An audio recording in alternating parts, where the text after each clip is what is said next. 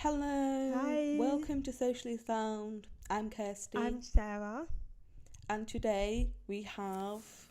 Hello, my name is Rebecca Mansell. I'm the Chief Executive of the British Deaf Association. So, in today's episode, really we are focusing on a new campaign called BSL in Our Hands. Yeah, so it's based on early years access to BSL, and we've invited Rebecca to discuss this with us. So, Rebecca, tell us more. I really want to thank you for inviting me. This exciting campaign is so important and has links to my own lived experience and what my own parents went through. Now, as I find myself working for the BDA and after discussion with members, we feel that this issue needs to be addressed. Yes, of course. As you know, 90% of parents who have deaf children are hearing. But upon diagnosis that their baby is deaf, the system does not explain or encourage them to learn BSL. So for parents to go through the uncertainty of whether to use BSL or not creates trauma and confusion. It is this that we want to put an end to. I love that. I wish there I was wanted something. to ask, how do you sign the campaign? Yes. How do you sign it? Well, we came up with various different ways, but in the end we decided on BSL in our hands, so it visually shows the acquisition. It's in our hands where language can develop. Yes.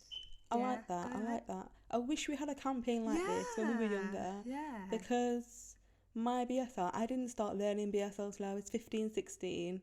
So it's really inspiring to see a campaign like this. I remember we went to the Parliament event. There was parents of deaf children, hearing parents of deaf children, and one quote was, BSL gave me my baby back. That was really emotional. Yeah. You're right. In my experience, 47 years ago, at the time I was 4, so you can work out my age. Back then, my parents went to learn BSL, and then not long after, went to an audiology appointment and told them they were learning BSL at Oxford Deaf Club. The audiologist said, no, don't. It will affect Rebecca's speech. So my parents dropped out. So that advice still remains now. That was their experience, and still families are going through exactly the same thing today. That, I feel, is wrong. Yeah. Who is to say that hearing aids and cochlear implants are the cure? They are not. It doesn't work for every single deaf child. So BSL is accessible for every deaf child. No. It shouldn't be upon the realisation that the cochlear implant doesn't Yes. work that BSL is offered afterwards. It should automatically be offered, BSL and cochlear implantation at the same time, used in parallel. Then if they want to drop the BSL later, that's fine. Yes. It should be up to them. They shouldn't gamble on their child's life by saying no BSL and offering just one way. Yeah, I agree. Bilingualism should be the first option. Sure, encourage hearing devices, but also encourage BSL at the same time to help develop the child's speech with the hearing devices, because I believe there's been recent research which showed that deaf children with implants and sign language developed really well. So why are we not encouraging that more? Why are we suppressing BSL? That's not fair. That's our native language. We should be growing up with that language. But a lot of children are going through the trauma of not learning BSL, struggling in school, struggling with families and so on. It's really upsetting. So this campaign, I'm happy it's finally here, but I wish it was there ages ago. I wish it happened ages ago, because so many families are just going through the same issue that can easily be prevented, but it's been allowed to continue. And who do we blame? I feel like everyone had a part to play in this. We can't blame just one person. It's everyone, it's professionals, families. I feel like everyone can self-reflect and be like, what can we do to make it easier for deaf children to grow up with access and not just focus on oralism?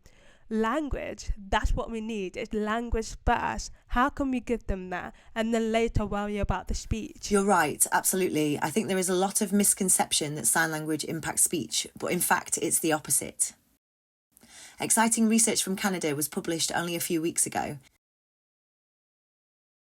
It was conducted over a few years of study and shows that children from non-native signing families, so hearing families who don't know sign language, who signed with their child before cochlear implantation and then continued with sign language afterwards, had an equal level of development to hearing children of the same age. They compared this to children who just relied upon the residual hearing given to them by cochlear implants, and their language development was below the average of that of hearing children. And their well-being and mental health was worse, their prospects and outcomes far worse. Deaf children need both modes of communication, BSL and auditory. They perform much better. They have a sense of their identity, they have a sense of who they are, culturally, without that being pushed to one side. Lots and lots of children tell me they didn't know anything about others who were the same as them because they were alone in mainstream education, isolated. They didn't realise that the deaf community was there. They feel angry that they have missed out. This impact on them is so important. BSL is okay. It's nothing to be ashamed of. Yes, I agree. It's interesting because on our platform, when we talk about BSL and how access is important, a lot of people say, but it's expensive, how can we access it if we can't pay? So what would you say to those people? I agree, it's ridiculous. Even now, in 2024, they have to pay to learn to communicate with their own child. That's wrong, it should be free. The government spend millions of pounds on cochlear implants and hearing aids and nothing on BSL. So this campaign is calling on the government to please offer equitable funding to grow BSL across the country for free. We are very lucky that we got funding from the Masonic Foundation. Oh, nice. It's a pilot for free BSL in the homes of families all over the UK. So any families who want just basic sign language to communicate with their child can have this for free.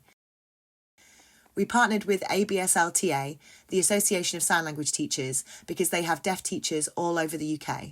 So any referrals we receive can be referred to them, and they can get in contact with their families to offer a few weeks of sessions. Oh, that's really good. That's amazing. We'll put that information in the description so people can do more research. That'll be really good. I'm happy we're talking about this because someone recently asked, she's a hearing mum with a deaf child who's about 2.5, I think. And she was just asking, what are your do's and don'ts that you would give to parents and carers who have deaf children? Like, what would you say to them? Do this, don't do this. What would you say? What do you think? I would definitely encourage the family to learn BSL. It's never too late.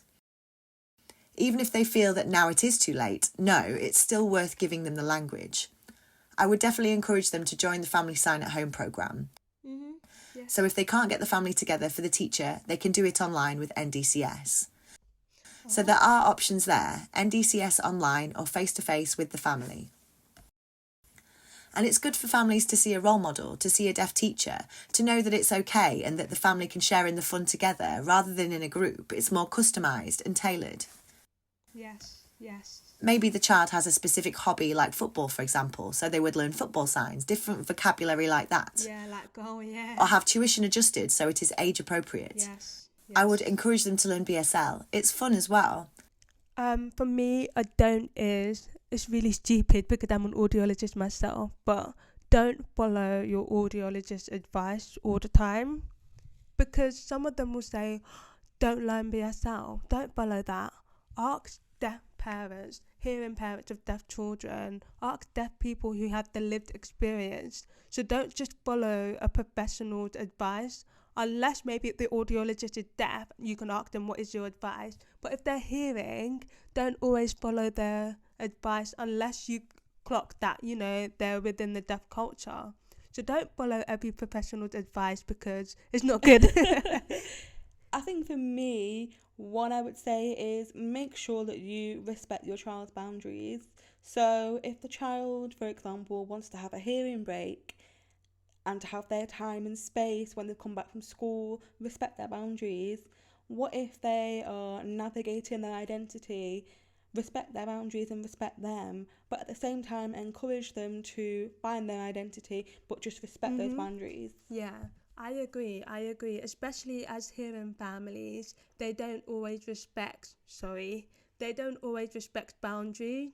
They say you have to wear your hearing aids, you have to lip read, and that's very tiring. It's tiring and very damaging, and when the child grows up, they can't they can't keep their boundaries. They're used to people not respecting those boundaries, so therefore they will just accept whatever. And then they feel like, I'm too hearing for the deaf world, but I'm too deaf for the hearing world. So they feel conflicted. So they have to be able to have their boundaries respected so they can develop that identity. Let them be a child. Yes. Let them be children. And I would encourage them to meet up with other families who have deaf children in their local area. Yep. Meet up and let them have peers, children who are the same as them. Also, as they get older, they can join BDA Youth. That's really, really important, as it means eventually they might meet deaf people from around the world. Other young people and children, that's really inspiring. They will become part of a bigger culture of the UK and worldwide. Exciting. Perfect. Thank you for your time. Thank you. Thank you for having me today. Finally did it. We finally did it. Thank you. If you want more information, check the description below. Make sure you like, Comment, share, subscribe, and keep up to date with this campaign and future ones as well.